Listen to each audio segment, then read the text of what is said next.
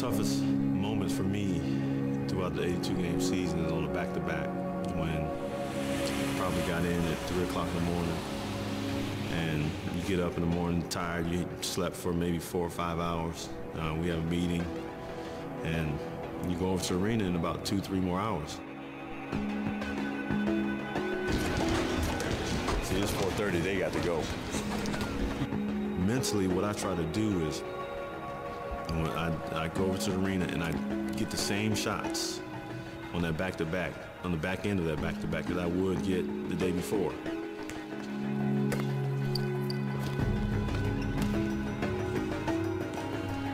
My game day routine, it never changes.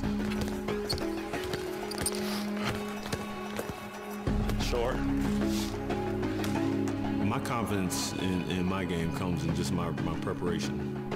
Every day in practice, shoot-arounds before the games, the meetings before the games, is being prepared, and knowing who I'm facing, knowing what they do well, and then know what I do well.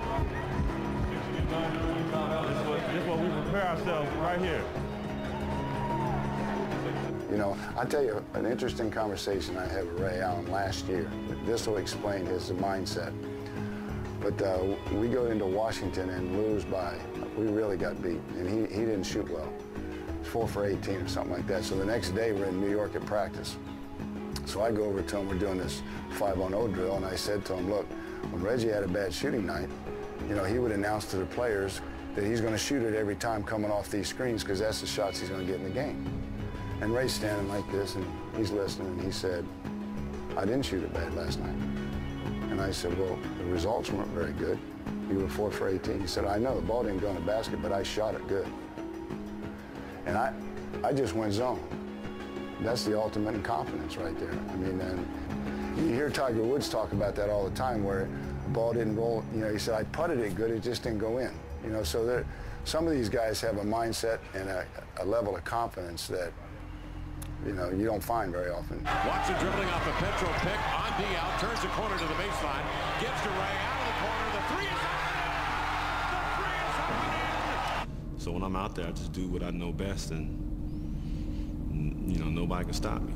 Allen circling up the Collison screen is ready. Against Ray Allen is in another time, another space. He's in an absolute stone-cold zone. The zone is something that, it's an indescribable feeling that few people have felt, and I feel honored to say I felt that many nights. Rubs off Fisher on the pick. Three-pointer of the night. Has 45 points. He is 2 shy of tying his career high. But when you start that game and you know you hit your first couple of shots, you get to the free throw line, you get fouled, and then all of a sudden the basket, it's almost like it becomes a swimming pool. Right now, you got to find Ray Allen. You got to go where he is. There's Ray. He's open for the tie.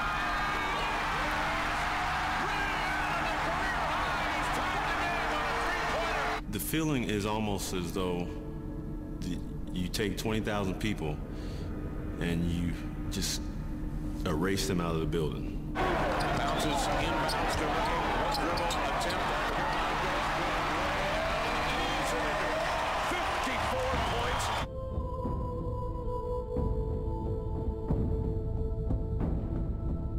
Tonight on the menu for Raja Bell, well, it's Ray Allen and the Seattle Sonics. Ray Allen, one of the best pure shooters in the game. Well, the first half of that Phoenix game, I think Jess Kersey was the referee of that game. And I remember, you know, there was under a minute to go, and he looked at me, he said, make a shot, would you?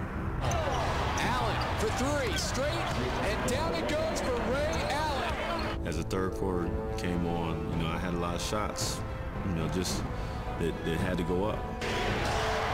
But they failed to look at the scoreboard. Ray Allen going deep. That was cold-blooded by Ray Allen. Totally started feeling it got into a zone. You know, everything I shot from beyond the arc seemed like it was going in. Ridnour hands over to Ray Allen. Driving on Nash.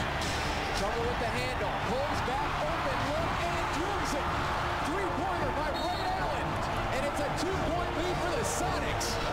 And then we went to overtime, we went double overtime. Game tied.